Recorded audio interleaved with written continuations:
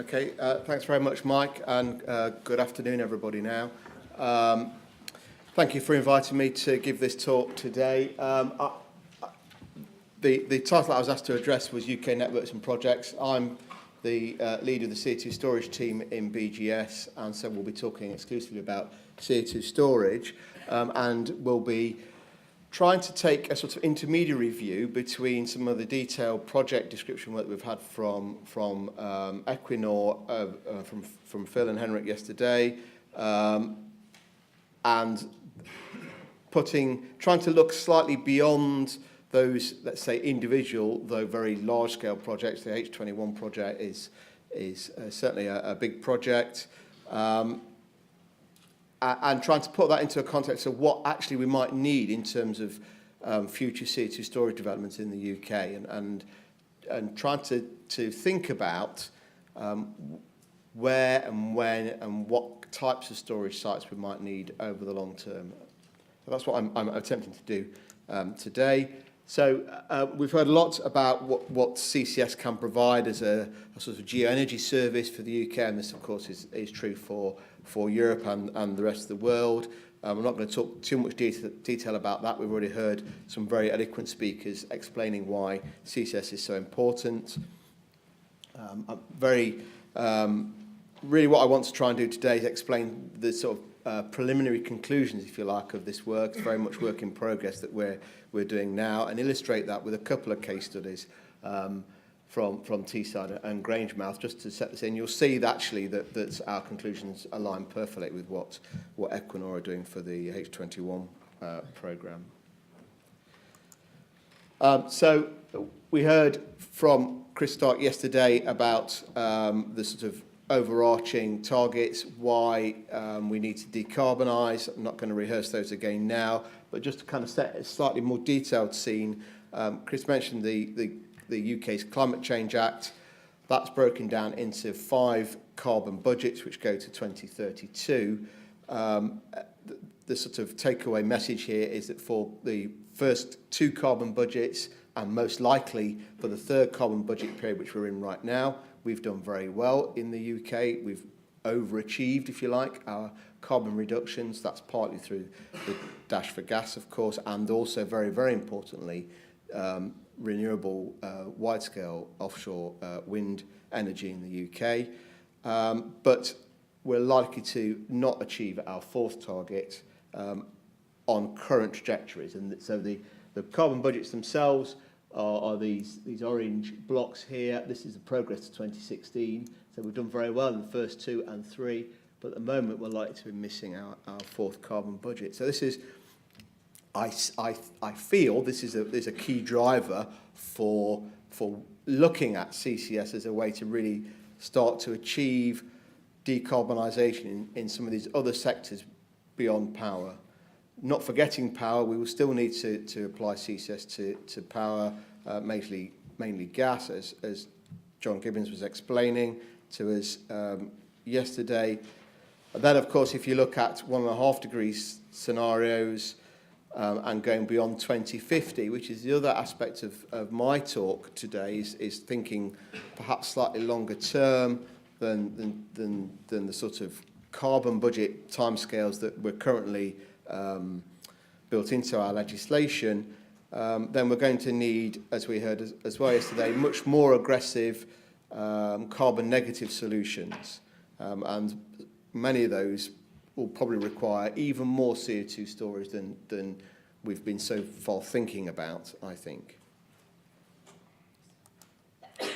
So what have we done? Well, essentially what we've done is we've reviewed a number of project concepts, I'll call them, project proposals, reports that a number of groups have been published over the last 3 years or so, that have explored how we could start to deploy CCS in the UK. We've heard about some of those today. We've not heard about others. What we've tried to do is take a slightly higher level view of those and look at how they might integrate to form a more national network, if indeed that's what we want to get to.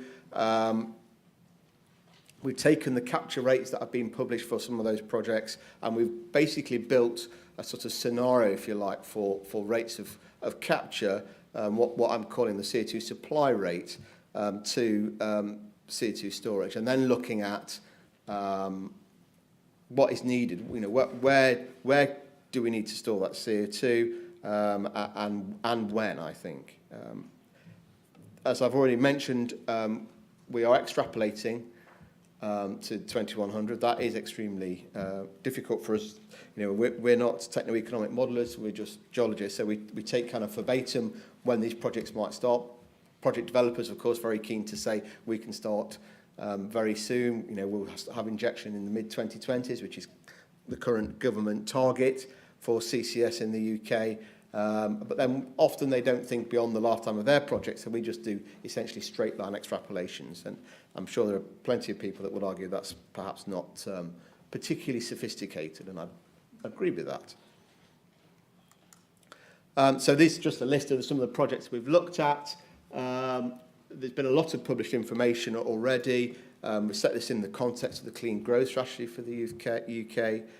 We've looked at previous work that the Teesside Collective and others have done around Teesside. There have been many studies done on that in the past, of course. Summit Power's East Coast Network reports, very informative. There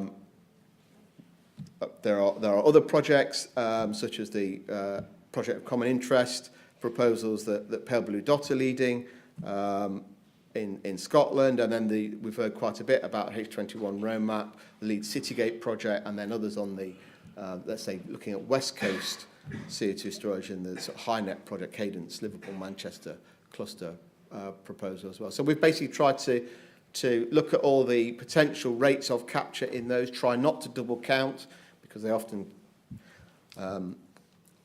measure or anticipate the same rates of capture in the different industries and different sectors, to come up with sort of a kind of supply curve, if you like. And so we've created this scenario, which we've sort of described into three different rates of deployment. A sort of low rate, which would basically focus on industry, primarily on industry, these industrial industrial regions. We're using Teesside and Grangemouth as a couple of case studies within our project, largely because there's a lot of information out there already, and because our project partners we're working with the Teesside Collective and the guys at Grangemouth as well. And then, as we've heard, with scale up, with rates of hydrogen production via a steam methane reforming, we could see significantly more CO2 being captured that would have to be stored. What we have not done yet is look at the latest reports that Philip and Henrik were referring to from the North of England studies. That's work to come in the future. Nor have we looked at very high rates of capture, and just to add a bit of competition to the Norwegian offer of CO2 storage, we also have lots and lots of very good quality CO2 storage in the UK. So you can come to us first because we'll be a bit closer.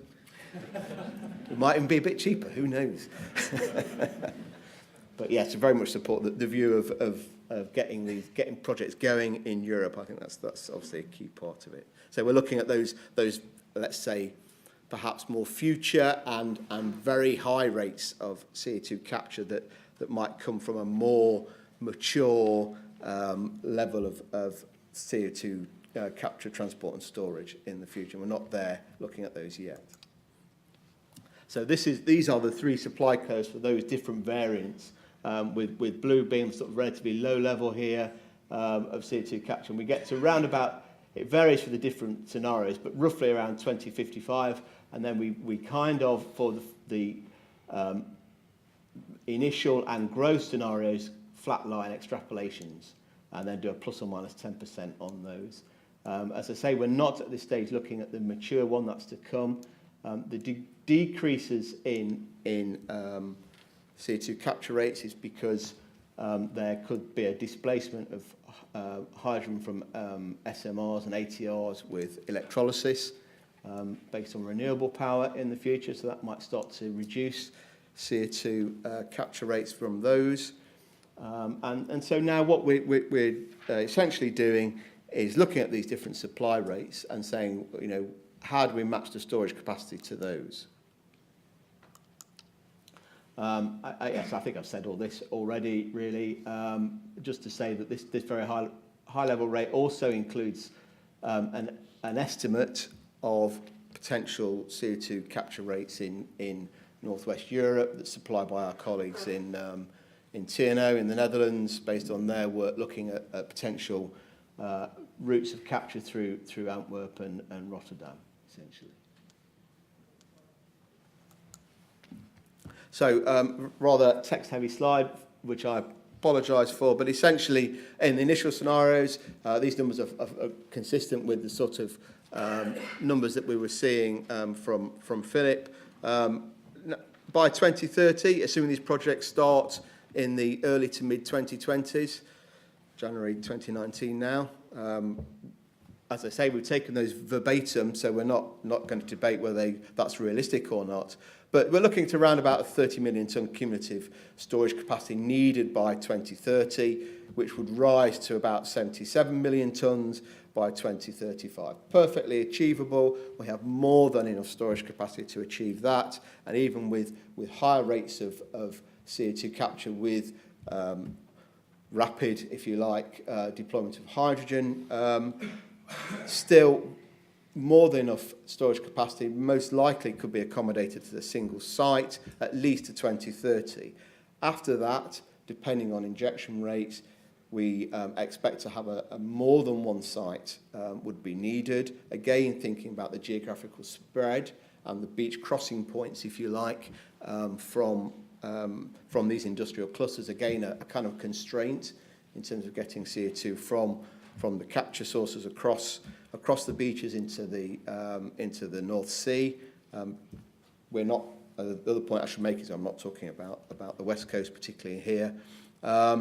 So we kind of assumed that initially there'll be two beach crossing points, one around Grangemouth or possibly up near St Fergus, of course. Thinking about the sapling PCI project and getting out to the stores in the central North Sea there. So we're assuming that we'll need two sites, if you like, or two clusters of storage sites in the North Sea. This is a plot of those cumulative storage capacities, how much CO2 will be captured for those two sites, Teesside and Grangemouth, depending on whether we're looking at the initial rates of capture, just looking at essentially the industrial capture at those sites, or then expanding out with more hydrogen production thereafter. And then just to then give you some feel for what this might look like, fairly low capture rates to start off with, but then rapid growth of those up to around about 14 million tonnes based on these published information. We've tried to then do a sort of fairly high level site selection process, which I haven't really got too much time to go through today in detail, but it's fairly high level, not particularly sophisticated, but essentially looking at which sites offer the right capacity and are they available. And we've based this on a lot of previous work done by ourselves and indeed others, particularly the Strategic Storage Appraisal Project, which was a very detailed study that looked at a lot of sites in the UK and high-graded those sites and did quite a bit of sort of depth study type site characterisation work on those as well. And based on that, I suppose it should be I would hope it's no surprise to those in the audience that know a lot about CCS, but the endurance field here is, I guess, one of the most studied, most well-tested sites in the southern North Sea. Certainly provides a lot of storage capacity there. The sort of P50 storage capacity is well over 500 million tonnes. It's already been injectivity tested as well. And then the other one that we landed on is Bunter Closure 36, which you remember that Henrik mentioned yesterday as well, would be our second site. And there are a number of sites as well within that area in the northern part of the southern North Sea that would offer additional storage capacity if that was needed. And we've done some previous work in that area by my colleague John Williams and colleagues. Some of the southern parts of the southern North Sea, we think offer some slightly more complex structurally, and they have quite a few high proportion of well penetrations. But there are also some depleting and depleted gas fields such as Barkham, Viking and Hewitt, which would also offer some potential storage, particularly in the very, very mature rates of CO2 capture or CO2 supply to this region. So this is just a kind of feel of what we're looking at now. And this is the kind of sort of rates of injection, if you like, into those couple of structures now. And the plan then now is to look at how we would balance injection in both of those structures to, if you like, optimise the amount of storage capacity that you could get out of them. So just to try and summarise all of that, the storage capacity, as Philip was mentioning in his talk before, it kind of depends to a certain extent on the rate of injection, number of wells you use, etc., etc. There's more than enough storage capacity in those two for the kinds of volumes we're looking at in these low to intermediate rates of growth. If you then in the future went to a much higher rate of growth or started importing CO2 from other parts of Europe, then we'd certainly then have to look at additional structures. I think that's the primary conclusion from this. And we could probably play off injection rates at these different structures to maximise the storage capacity. Switching to Grangemouth, again, Captain Fairway has been very heavily studied by us and other groups over a number of years. Capture rates relatively modest at the beginning, around about 1.7 million tonnes per year, requiring only about 8.5 million tonnes storage capacity initially. That's more than easily achievable.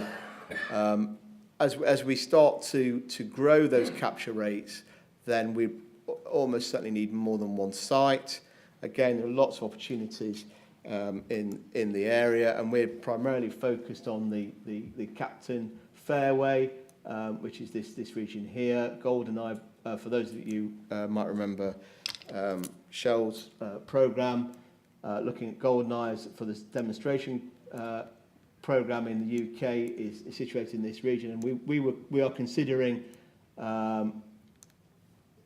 two sites, one in the west and one in the east of the Captain Fairway, as providing the initial storage potential, but it's very likely that we'd have to then move to additional sites and to add to the sort of portfolio, if you like, of storage options in the UK. We're looking at the Forties region, which is different to the work that our colleagues in Pebble Dot are doing. They're looking at different fields there. So we just want to add a bit more information to this whole story for the sort of Scottish north of England, central North Sea storage portfolio here. The interesting part, I think, about this area is that we would probably need some significant pressure management at moderate to high levels of CO2 supply, CO2 injection, if you like, there. We would probably cap that injection at 3 million tonnes in that fairway, just to be very conservative at this stage in our conceptual design of this project. And would then, as I've already mentioned, look at the 40 sandstone as an additional option. And the plan here is to look at in some detail how we would optimise the injection there to manage that pressure rise, because I should say that those fields are in communication with each other in that region. So in terms of next steps then, the first slide is really about what the UK is going to do. Theoretically, at least, it should be a very busy year for the CCS community in 2019. it has been stated that BEIS and the OGA will do more planning this year. Let's hope that they make some real decisions and start supporting some of the projects that we've been reviewing here and you've heard about over the last couple of days. Projects of common interest are an interesting and again potentially useful way of project developers to secure additional funding to further work up their projects. I think that's partly assuming we do get some kind of deal on Brexit, but they certainly look at the wider, slightly longer term, more integrated approach to sharing this infrastructure across northwestern Europe.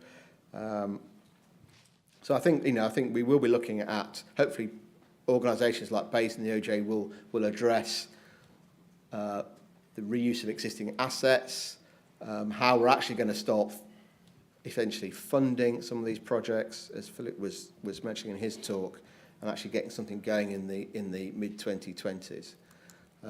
In terms of the science challenges, I think at the moment, for us, I wouldn't say it's a barrier in any way, but something we need to address in our particular own work at the moment is the issues around pressure management and optimising the injection strategies between these multiple sites. We've not yet thought about these very high rates of CO2 capture, and I haven't talked particularly about BECCS at all, or even direct air capture. And again, that would add another, probably an order of magnitude, CO2 storage requirement. So there are things that we need to look at in the future, I think. I've not discussed carbon negative technologies.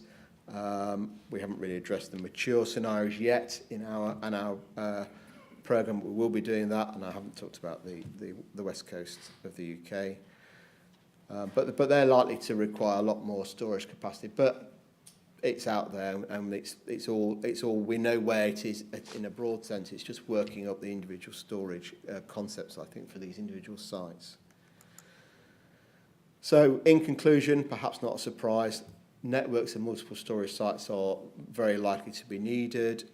Actually, the number of sites I think you could provide, and I think this kind of echoes some of Philip's comments, the actual number of sites you could need is actually quite a modest number. I think we're not talking about, certainly not talking about hundreds of sites, probably only talking about tens of sites in total. And that injection between those sites in some circumstances might need to be optimised as well to increase capacity if that's what's required. So with that, I'd just like to acknowledge the funding, but all this comes from two projects, the Align and Elegancy projects, which are funded under the Accelerating CCS Technologies programme from BEIS. And with that, I'll stop and answer any questions. Thank you, Jonathan. Great talk. Any questions for Jonathan? Can I remind you to say who you are and speak into the microphone? So David Jenkins, ex-BP. So 25 years ago, when we were thinking in terms of decarbonising all of carbon-based power generation, the thought then was to take the CO2 out into the middle of the North Sea and inject it into the Paleocene sandstone in the bottom of the big dish.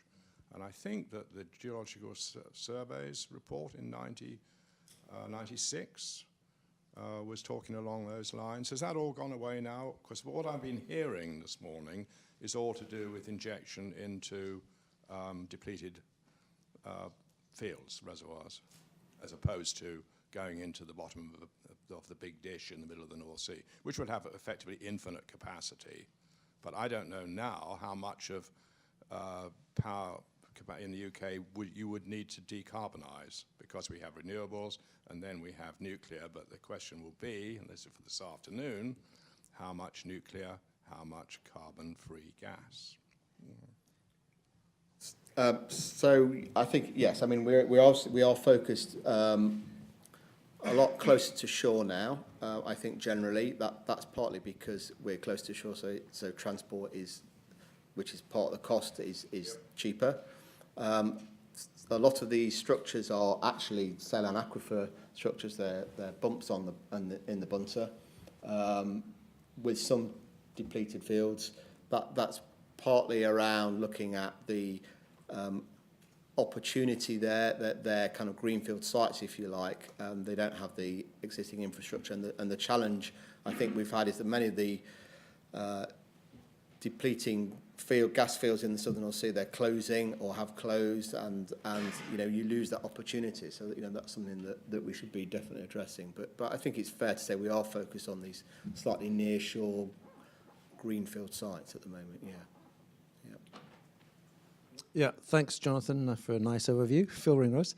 A bit of healthy competition between Norway and UK on storage would be great. Yes. But it's probably quite far down the road. Yes. And in the early phase, I think we need a lot more collaboration on infrastructure build-out, especially between the North Sea Basin nations, Yes. Netherlands, Yes. Norway, UK. Yes.